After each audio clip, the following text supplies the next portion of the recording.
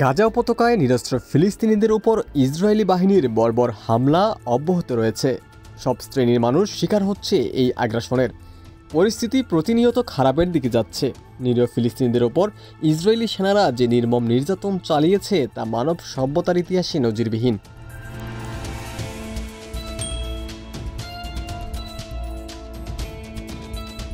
ফিলিস্তিনিদের প্রতি দৃঢ় সংকল্পের অংশ হিসেবে পর্যটন নির্ভর মালদ্বীপে আইন করে ইসরায়েলিদের প্রবেশে নিষেধাজ্ঞা দেওয়া হয়েছে। মালদ্বীপের সংসদে 15 এপ্রিল আইনটি পাশ হয়। এর সঙ্গে সঙ্গেই প্রেসিডেন্ট মোহাম্মদ মুইজ্জু আইনটির অনুমোদন দেন।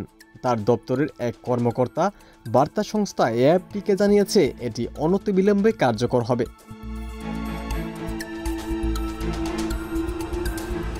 মোহাম্মদ মুইজ্জু বিবৃতিতে বলেছেন, নতুন আইনটির অনুমোদন ফিলিস্তিনিদের বিরুদ্ধে ইসরায়েলের অব্যাহত নৃশংসতা এবং গণহত্যার বিরুদ্ধে সরকারের দৃঢ় অবস্থানকে প্রতিফলিত করে। তিনি আরও বলেছেন, ফিলিস্তিনিদের লড়াইয়ের প্রতি মালদ্বীপ তার দৃঢ় সমর্থন পুনর্ব্যক্ত করছে।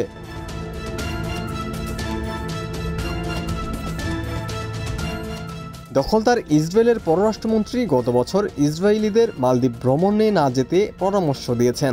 ইসরায়েলিদের মালদ্বীপে প্রবেশে নিষেধাজ্ঞা দেয়া হবে বলে গত বছরের জুনে জানিয়েছিলেন মালদ্বীপের প্রেসিডেন্ট। ওই সময় ইসরায়েলিদের প্রবেশে নিষেধাজ্ঞা দিতে করণীয় ঠিক করতে কমিটি ঠিক করা হয়। সব প্রক্রিয়া শেষে আজ আইনটি আনুষ্ঠানিকভাবে দেশটির সংসদে তোলা হয়।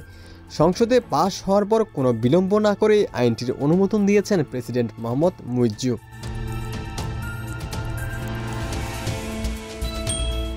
এর আগে ইসরায়েলিদের এই বর্বরতার বিরুদ্ধে গত 12 এপ্রিল বাংলাদেশে বিক্ষোভ সমাবেশ হয়। এতে লাখ লাখ মানুষ যোগ দেয়।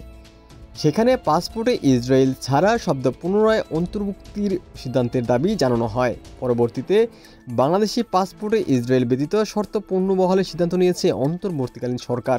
এর ফলে এখন থেকে বাংলাদেশি পাসপোর্টে ইসরায়েলে ভ্রমণ করা যাবে না।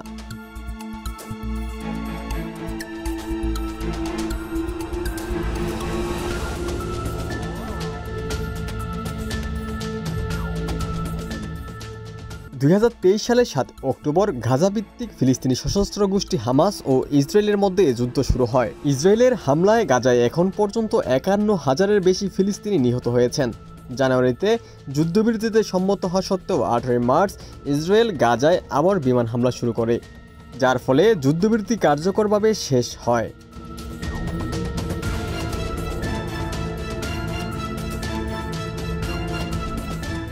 ওমর ফারুক, ঢাকা প্রকাশ।